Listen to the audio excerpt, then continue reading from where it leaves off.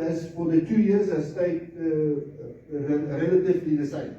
So we can move on to the next slide. Here are just an important slide for us is the one on top is the South African market, okay, units in South Africa, and this one is for Namibia. So you can see the comparison, how small our market is against South African market, okay, and this is dealer channel.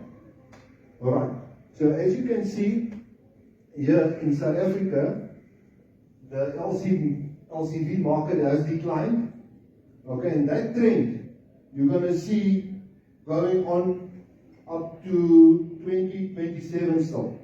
You will see the decline in market. In Namibia, okay, it's a bit opposite. So on LCV, we increased by 5% on year. Okay, so you guys will tell us or think it's a good thing. Okay, but the market, the LCV market in Namibia, the growth in the market were mainly driven by tourism sector, buying double cabs, it's tier 2 and 3 rental vehicles, and government spending. So you can see how important for us in the motor industry, how important that two sectors are.